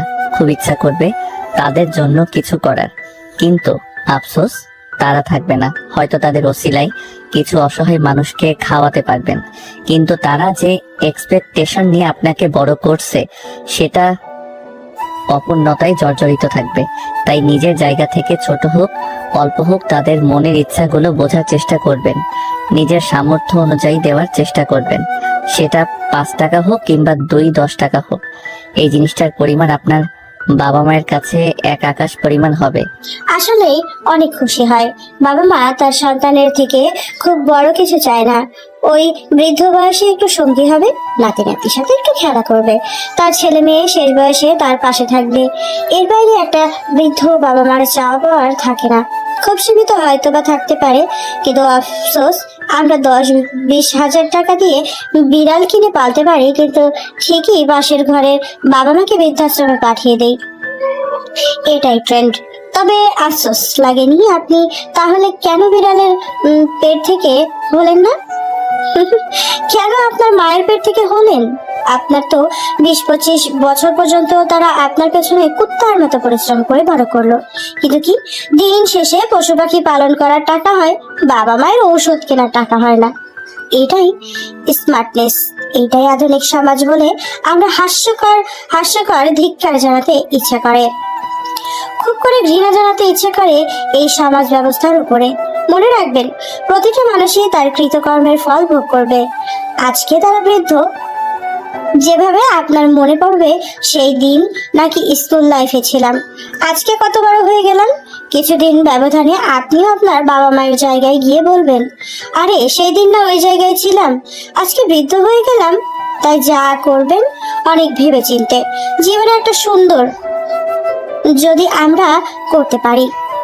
গল্পে ফেরা যাক। শাওন ফ্রেশ হয়ে এসে খাবার খেতে যেই ঘুরতে যাবে তখন কিরে শাওন, তোর পড়ালেখা কি হলো? বাবা, পড়ালেখা তো চলে, তবে এত কাজের মধ্যে তো ওইভাবে আর হচ্ছে না। সামনের সপ্তাহে তো বিসিএস প্রিলিমিনারি। বাবা আমি বলি কি, আপাতত তুই চাকরিটা ছেড়ে দে।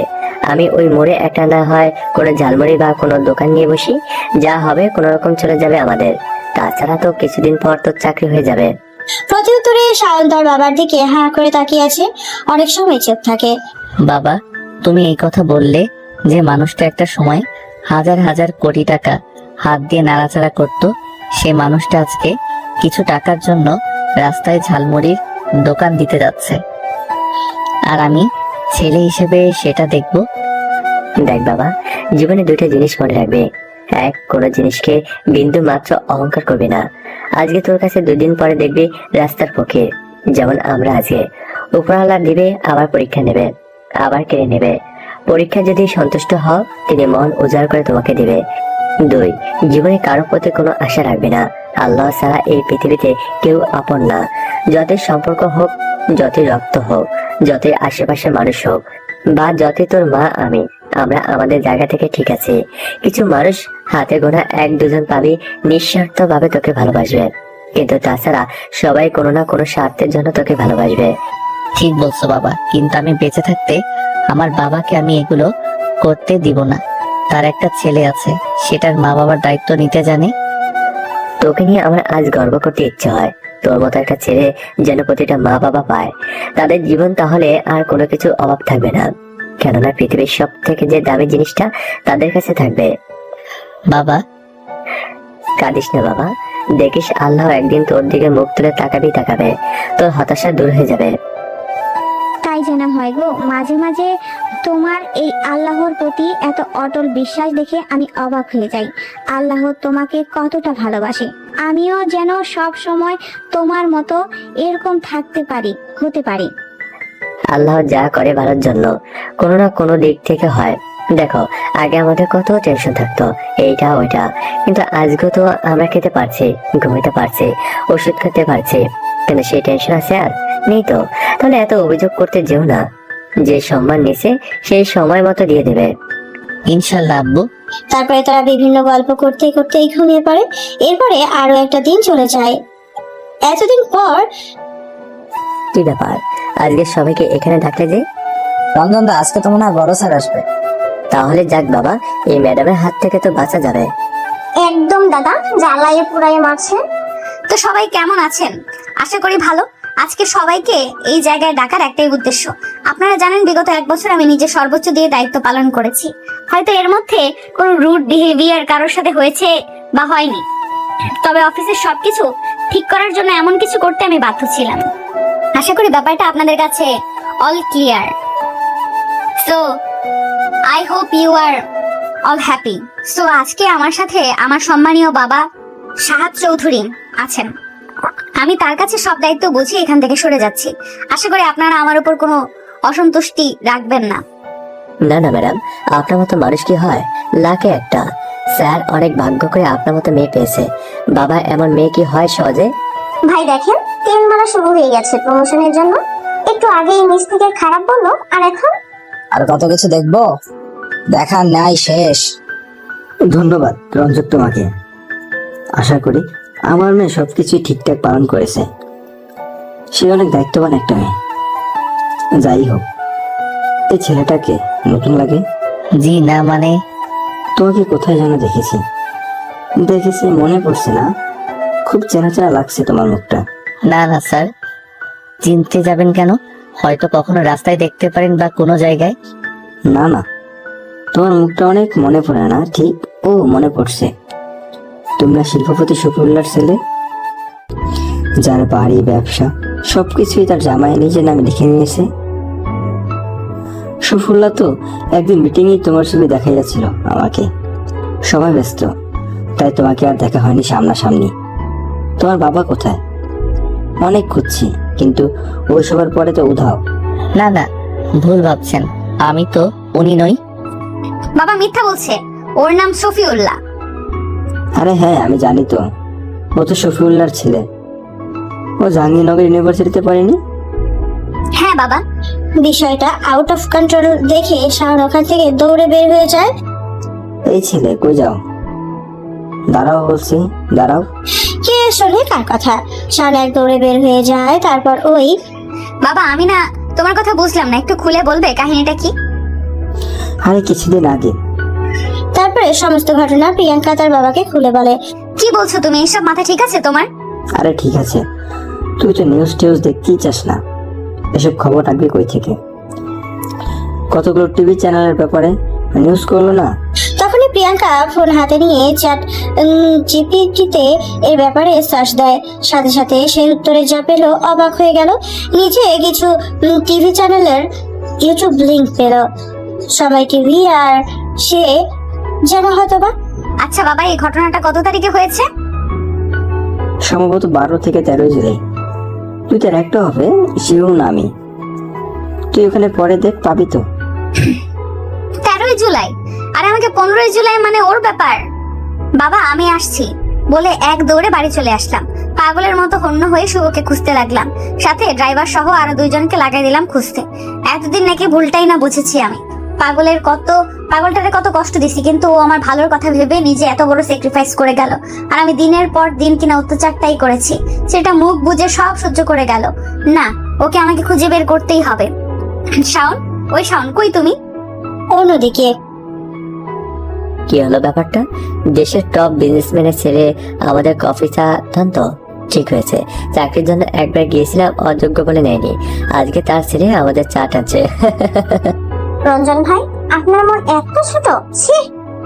তো যাই হোক, এই ব্যাপারটা এখানেই ক্লোজ। যে যার কাজে যাও, মন দিয়ে কাজ করো। আসলেই কিছু মানুষ অযোগ্য থাকলে নিজেকে রঞ্জনের মতো ছোট লোক পরিচয় দেয়। আমরা কখনো এমন ক্যারেক্টারের অন্তর্ভুক্ত হব না। আমরা এখন মানুষের অন্তর্ভুক্ত হব, যা হবে সব দিক দিয়ে পারফেক্ট, যাতে কথা কখনো আটকে না যায়।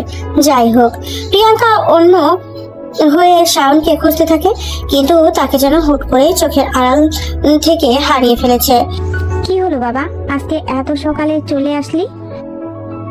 না, চাকরিটা করা হবে না গো। কেন, কিছু হয়েছে কি? এক লম্বা কাহিনী, বাদ দাও। আমি চাই না শুধু শুধু ওখানে থেকে ঝামেলা হোক।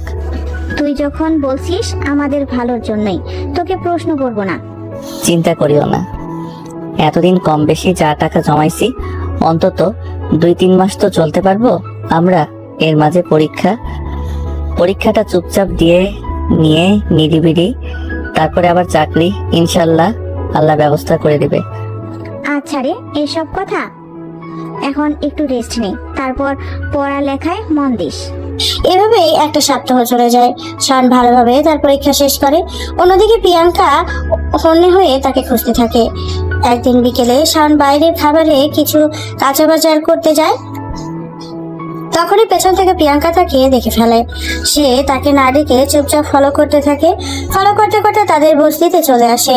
বস্তিতে তাদের গলিটা পার হয়ে বাম দিকে খুপড়ি করা ছোট্ট ছোট্ট 2টা রুম করা বাসাতেই ঢুকে। তখন শান রুমে ঢুকে দরজাটা রেখে যেই বসে, প্রিয়াঙ্কা রুমের মধ্যে ঢুকে পড়ে। প্রিয়াঙ্কার সামনে শাওন তার বাবা মা দাঁড়িয়ে আছে। অনেকখানি নীরবতা ভেঙে, তুমি আমাকে এসব কেন বলনি? কেন ওই দিন আমার থেকে এগুলো লুকালা না? উত্তরে নিশ্চুপ, এখনো চোখ। প্রিয়াঙ্কা দৌড়ে গিয়ে ঠাস করে একটা থাপ্পড় মেরে দেয় শাওনের গালে। কেন ওই দিন আমার থেকে এগুলো লুকালা? কথা বলতে বলছি আমি, কেন ওকে বলিসনি বল? আমি কি এতটা স্বার্থপর যে ভালো অবস্থায় ভালোবাসতে পারবো, খারাপ অবস্থায় ছেড়ে দিব? নিজেকে কি মহান প্রেমিক মনে করিস যে ভালোবাসার জন্য তুই একাই সবকিছু করে যাবি? তুই একাই সব স্যাক্রিফাইস করবি? তুই একাই তোর ভালোবাসার মানুষকে ভালো রাখার চেষ্টা করে যাবি? হাজারটা কষ্ট যন্ত্রণা সহ্য করে। পাশে থাকা শাওনের আব্বা আম্মু প্রিয়াঙ্কাকে চেনে। ইউনিভার্সিটিতে থাকা সবাই অনেকেই তাদের বাসায় গিয়েছিল, কিন্তু প্রিয়াঙ্কাকে তারা শাওনের বন্ধু ভাবতো। যে এখন ব্যাপারটা একটু উল্টা পাল্টা দেখে চুপচাপ অন্য রুমে চলে যাওয়ার জন্য যেই পা দেয়। আঙ্কেল দাঁড়ান, এখানে কতদিন আছেন? কেন, 1 বছরের মতো প্রায়। যারা একটা সময় গাড়ি ছাড়া এক পা ফেলতো না, তারা এইভাবে কিভাবে সম্ভব? আর আমি কতটা খারাপ হলে তোমার উপরে শাওন এইভাবে অত্যাচার করতে পারি? আমার তো নিজের চুল ছিঁড়তে ইচ্ছে করতেছে। কথাটা বলে প্রিয়াঙ্কা নিজের গালে নিজেই থাপ্পড় দিতে লাগে। একের পর এক নিজের গালে সে থাপ্পড় দিতেছে। তখনই প্রিয়াঙ্কার হাত চেপে ধরে আর প্রিয়াঙ্কা শাওনকে জড়িয়ে ধরে হু হু করে কাঁদতে থাকে আর বলতে থাকে, কেন এমন করলে গো? জানো আমার কত কষ্ট হয়েছিল? এর থেকে আফসোস লাগে একটা বছর কি কষ্টটাই না দিলাম আমার পাখিটাকে, আমার ঘুঘু পাখি। হয়েছে হয়েছে, মারলে কি মারের দাগ উঠে যায়? এখন আর এত ঢং করা লাগবে না। প্রিয়াঙ্কা শাওনের চোখের দিকে তাকিয়ে, সরি, মাফ করবা না। বলো করবে না গো ঘুঘু পাখি। আমি বুঝিনি, বিশ্বাস করো, বুঝলে কখনো এইভাবে তুমি কেন আমাকে বললে না? কেন সবকিছু লুকিয়ে গেলে? আমার কি কষ্ট হয় না বলো? কথাটা বলে প্রিয়াঙ্কা আগের মতো তার ঘামানাকের একবার এদিকে একটা হাত দেয়, একবার ওইদিকে একটা হাত দেয়, তারপরে শাওনের নাকে হাত দিয়ে আর কান্না করতে থাকে। এই অবস্থা দেখে শাওনের হাসি আটকে রাখতে পারে না, জোরে হা হা করে হেসে ওঠে। এখানে কি সিনেমা চলছে? বাবা মার সামনে কি হচ্ছে? সরি আম্মু, আমার ভবিষ্যৎ আম্মু। আমি তোমার বৌমা, একমাত্র বৌমা। কথার জালে প্রথমে ইমপ্রেস করে ফেললে এমনিতেই মেয়ে হিসেবে তোমাকে আগেই ভালো লাগতো, বুঝেছো? তবে তলে তলে যে এত দূর তা তো জানি না। তোমার বাবার নাম কি? সাহাব চৌধুরী। তুমি সাহাব চৌধুরীর মেয়ে? জি। তুমি আসছো, ভালো কথা। তোমার বাবা যেন না জানে। মানে আমি আসার সময় তো বাবাকে বলে দিছি ইনফর্ম করে, এই কিছুক্ষণের মধ্যেই চলে আসবে। বলা শেষ, একটু পরে হাজিরও হয় সে। বন্ধু, তুমি এই পরিবেশে? সত্যি আমার আজ লজ্জা লাগছে। না, তেমন কিছু না। আমি এখানে অনেক ভালো আছি, অনেক ভালো। তারপরেও আমার খারাপ সময় তুমি পাশে না থাকলে আমি আমার ব্যবসাটা ফিরে পেতাম না। আজ তুমি তোমার খারাপ সময়ে একটাবার আমাকে খবর দিলা না। নিজের রক্তের মানুষ, তাও নিজের মেয়ে জামাই যখন এমন করলো, কোন লজ্জায় খবর দিতাম? মুখ ছিল আমার। ব্যাপারটা কষ্টকর, তাই বলে আমি জানি না। এখন তুমি আমার সাথে চলো, তোমাকে আমি একটা ফ্ল্যাটে উঠিয়ে দিই। বাবা, তোমার সাথে কিন্তু আমার মারামারি লেগে যাবে। আমি আবার কি করলাম? তুমি আমার শ্বশুরকে কোন সাহসে ফ্ল্যাটে উঠাতে বলো? আমার শ্বশুর আমার সাথে থাকবে। তোমাকে বলেছিলাম না, ওই যে আমার ক্যাম্পাসের। ও, তাহলে এই সেই ছেলে? ভালোই তো, চয়েস আছে তোর, বলতে হবে। আমি এক কথায় রাজি। দেখ সাহাব, আগে হলে এসব কথা আমি ভাবতাম, কিন্তু এই মুহূর্তে এসব হয় না। আমাদের আসলে এমন অবস্থা যে আমার পক্ষে এই বিয়ে মানা সম্ভব না। কথাটা শেষ নাই হতে শফিউল্লাহ সাহেবের পা দুইটাকে যেন চাপড়ে ধরলো, তারপর বলতে থাকলো, ও বাবা, তোমার আব্বা গো আব্বু, এমন করো না। এত একটা বছর পর আমি আমার ভালোবাসাকে পাইছি। অনেক কষ্টে নিজেকে কন্ট্রোলে রাখছি, অনেক কষ্টে পেয়েছি। এখন প্লিজ আম্মু, বলো না তুমি। বাসায় গেলে তো অনেক আদর করতে লাগে। নিজের মেয়েকে কষ্ট পেতে দেখে খারাপ লাগে না? ওই যে তোমাকে ওই খেজুরের হালুয়া খাওয়াবো বানিয়ে বানিয়ে প্রতিদিন, খুশ হিসাবে। একটু হলেও নাও। এই মেয়েটা কি এখনো বাচ্চাই থেকে যাবে? ওঠো ওঠো ওঠো।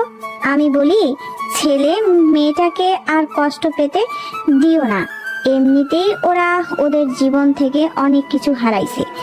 এখন আমি বলি কি, না, এ হয় না মিরি। আর কথা না বন্ধু, হাতটা 2 হাত দিয়ে চেপে ধরে বললাম, আমার মেয়ের জন্য তোর ছেলে যোগ্য।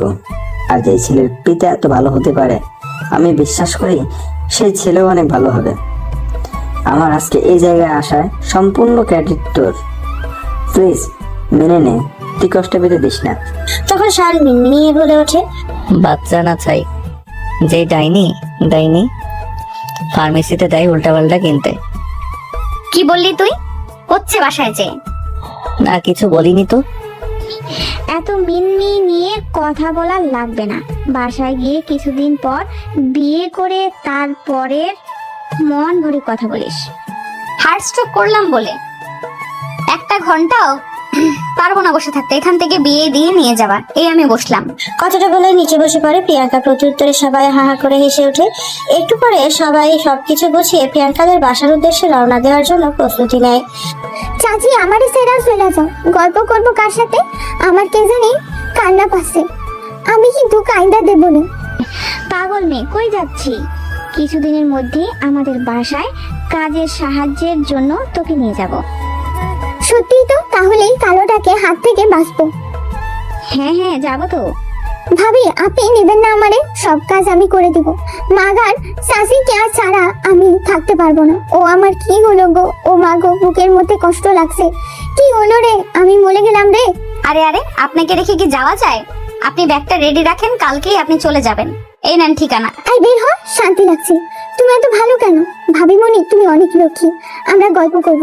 আচ্ছা, আমি অনেক গল্প জানি। আচ্ছা। তারপরে সবাই রেডি হয়ে বাসায় চলে যায়। প্রিয়াঙ্কা তারপরে কাজ থেকে পারিবারিকভাবে তাদের বিয়ে হয়। বিয়ের কিছুক্ষণ পরে যে যার রুমে চলে যায়। প্রিয়াঙ্কা আর শাওন এখন বাসর ঘরে। প্রায় 1 বছর, আর আগের গুনে গুনে 6 মাস, সুদ সহ 2 বছর। অনেক কাটছি, ফেরত দে। চোখের পানি ফেরত দিবি নাকি বল? বউ জামাইয়ের কাছে সুদ খাওয়া তো হারাম, আল্লাহ নারাজ হয়। তাহলে আমি সুদ বাদ দিলাম, বাকি কষ্ট ফেরত দে। কিভাবে দেব? 1 বছর 6 মাস 3 ডাবল করে, না 8 ডাবল, না 50 ডাবল। মন ভরে দিলাম না, 103 ডাবল কর। এই পরিমাণ ভালোবাসা দিবি, বল দিবি নাকি? 103 ডবল কেন? 1000 ডবল দিলে হবে। এই তো আমার লক্ষ্মী জামাই, অনেক হবে। তার আগে একটা বাবু লাগবে, অনেকদিন পেটটা ফাঁকা ফাঁকা ছিল, এখন ট্রাফিকটা পূরণ করতে হবে। তাড়াতাড়ি বাবুদের। একদিনে জিনিস নাকি লং প্রসেস, অন্তত 10 মাস সময় লাগবে। না, আমি কালকের মধ্যে চাই। এত বড় মেয়ে, অফিসে কত বড় বড় কথা, আর এখানে যেন ভাজা মাছ উল্টে খেতে পারে না, নির্লজ্জ কোথাকার। ইস, এইভাবে বলে না, লজ্জা লাগে না বুঝি? তারপর তাদের মতো ভালোবাসার মুহূর্তে তারা হারিয়ে যায়। এভাবে দেখতে দেখতে আরো কিছুদিন চলে যায়। সবকিছু মিলিয়ে আবার যেন সুখে পরিপূর্ণ হয়ে যায়। এই জন্যই তো খারাপ সময়ে ধৈর্য ধরতে হয়। ভালো সময়ের জন্য তার জন্য কঠিন পরিশ্রম করতে হবে। ইনশাআল্লাহ কর্মের দ্বারা জীবনের পরিবর্তন করে দেবে, তবে নিজের জায়গায় সৎ থাকতে হবে। এভাবে আরো 2টা দিন চলে যায়। আজকে শাওনের বিসিএস এর রেজাল্ট দিয়েছে। সে প্রশাসনিক ক্যাডারে এএসপি যে মনোনীত হয়ে যায়। আজকের দিনটা তার স্বপ্নের মতো, বিশেষ করে শাওনের কাছে। কি বলেছিলাম না গো, আমাদের দিন পরিবর্তন করে দিবে, আল্লাহ তার সব দেখে। হ্যাঁ গো, খারাপ সময় আসবে আবার চলে যাবে। আল্লাহ যেন আমার ভুলকে মাফ করে দেয়।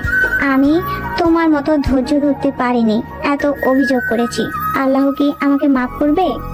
মন খারাপ করো না, আল্লাহ সবার ভুলকে মাফ করে দেয়, তিনি অত্যন্ত দয়ালু। অন্যদিকে আসসালামু আলাইকুম স্যার, আসবো? সূর্য কোন দিকে? প্রিয়াঙ্কা শাওনের গলা জড়িয়ে ধরে। সূর্য আমার জামাইয়ের কাছে। আমার গুলুজান পাখিটা এসপি হয়ে গেল। কবে জানি আমাকে ঠুস করে গুলি করে দেয়, ভয় লাগে। তাই নাকি? কই গুলি করবো, নিচেই নাকি উপরে? লুচ্চা বেটা। যাই হোক, তোমার জয়েনিং কবে? এই দিনটাই তো অপেক্ষা করছি। জয়েনিং ডেটটা হলেই জয়েন করে আগে দুলাভাই আর বোন তাদের হিসাবটা বোঝাবো, তিল তিল করে সবকিছুর হিসাব নিব, সবগুলোরে রাস্তায় বসাবো। সোনা জামাই, শ্বশুরাব্বা বলে না ধৈর্য ধরো। আজ ধৈর্য তোমাকে কোথায় আনছে দেখছো? হাজার হাজার কোটিপতি স্বপ্নই জায়গাটা, কিন্তু আল্লাহ তোমাকে শূন্য হাত থেকে এই জায়গায় বসাইছে। আজকে হয়তো প্রথমে তোমার সাথে এমন না হলে এই জায়গায় তুমি আসতে না। আল্লাহ চায় তো এখানে আসো, তাই এমন হয়েছে। তাদের মাফ করে দাও, তাদের বিচার তারা পেয়ে যাবে সময় মতো। এটা আমার পেটে তোমার যে বাচ্চা আসতেছে তার পক্ষ থেকে আমার ওয়াদা। আমার বউটা এত লক্ষ্মী কবে থেকে হলো, আর বড় বড় কথা শিখলো? আমার শ্বশুর আব্বু শিখিয়েছে, দেখতে হবে না? আব্বু টাকার তোমার আব্বু তোমার আছে বলো? কপাল লাগে শোনা এমন আব্বু পেতে, বুঝতে পারছো? পাইছি। যাই হোক, তুমি আর কোনো এখন এসব ঝামেলাতে জড়া পাও না, ওকে? আমার বউ তার বাচ্চাকে সাথে নিয়ে আমাকে ওয়াদা করালো, আমি কি ফেলতে পারি? এভাবে তাদের দিন চলতে থাকলে সুখে শান্তিতে। অন্যদিকে শাওনের বোন যখন কিছুদিন পরে জানতে পারলো সমস্ত কিছু তার নিজের নামে না করে তার স্বামী তার নিজের নামে করেছে এবং অন্য মেয়ে নিয়ে নেশা মদ ফুর্তি করে বেড়ায়, কিছু বলতে আসলে মারধর করতে থাকে। সে না পারে কাউকে বলতে, না পারে সহ্য করতে। বেঁচে থেকেই তার যেন মৃত্যুপ্রায় অবস্থা। তার বাবা মার ভাইয়ের খবরও তার জানা নেই। না সে সামনে যেতে পারছে, না পেছনে মরতে পারছে। কেননা মৃত্যুটা যে নিজের ইচ্ছাই করলে আজীবনের জন্য জাহান্নাম অবতারিত। এটাই হয়তো বাস্তবতা। কাউকে কেউ কষ্ট দিয়ে কখনো সুখী হয় না। হয়তো আপনি নিজের চোখে দেখবেন না সে সুখে না কষ্টে আছে। মনে রাখবেন, যে মানুষটা প্রতি সেকেন্ডে আপনার হার্টবিট চালাচ্ছে, যে কান দিয়ে গল্প শুনছেন আপনার ব্রেনে বোঝাচ্ছে, যে চোখ দিয়ে দেখছেন আপনি দেখতে পাচ্ছেন, যা ইচ্ছে তাই করছেন, কিডনি লিভার সবকিছু কাজ করছে কত সূক্ষ্মভাবে, এতটুকু এদিকে থেকে ওইদিকে হচ্ছে না, অথচ আপনার সাথে অন্যায় করে আপনার উপরে জুলুম করে। সে কিভাবে ভালো থাকবে? আপনার প্রতি আল্লাহ যদি এত দায়িত্ববান হন, তাহলে ওই জায়গায় তিনি কে দায়িত্ব ভালো হবেন না? অবশ্যই হবে, ভয়াবহভাবে হবে। তার সমপরিমাণ কিংবা তার থেকেও ডাবল ব্যাক পাবে। সে শুধু ধৈর্য ধরুক। আজকে এই পর্যন্তই। ভালো থাকবেন, ভালো রাখবেন, ভালো রাখাটাই মুখ্য বিষয়।